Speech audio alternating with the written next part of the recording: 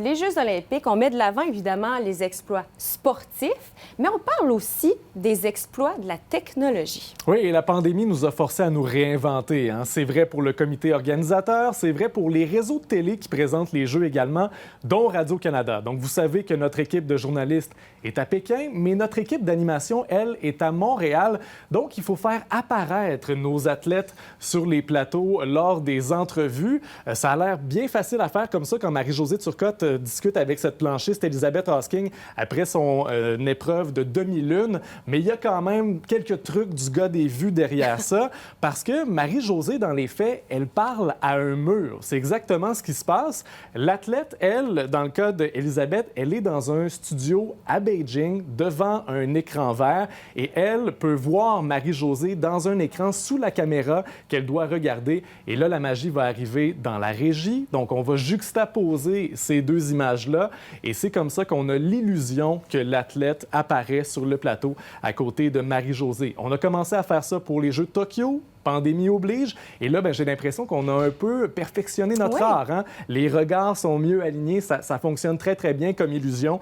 Donc, la prochaine fois que vous verrez ces entrevues-là, vous connaissez le truc du magicien derrière cette apparition d'athlètes sur les plateaux à Montréal. Nos équipes sont pas là-bas parce que, c'est la pandémie, entre autres. Et à Pékin, en fait, il y a des robots qui s'assurent notamment qu'on respecte la distanciation sociale. Oui, exactement. Et ça commence à la cafétéria parce qu'il n'est pas question d'attendre derrière son voisin pour aller chercher sa nourriture. Vous voyez ici, ce sont des robots qui désinfectent. Évidemment, là aussi, c'est la pandémie qui oblige, donc on va tout simplement les faire circuler. Vous voyez ces robots qui assemblent des hamburgers. On a voulu éviter qu'il y ait des cuisiniers qui soient trop près les uns des autres, donc on a fait appel à la technologie pour préparer les repas. Ça n'a pas l'air très bon.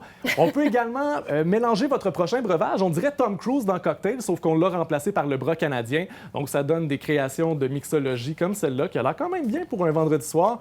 Et il y a également ce petit robot qui a l'air tout à fait sympathique et mignon, qui livre la crème glacée. Donc, ce sont plein de robots comme ceux-là qui sont créés évidemment par des entreprises chinoises. Vous voyez celui-là qui livre la nourriture dans la cafétéria. Lorsque le journaliste ou l'athlète commande sa nourriture, il n'a qu'à indiquer l'endroit où il va s'asseoir dans la salle et il y a une pince mécanique qui va venir porter la nourriture devant la personne.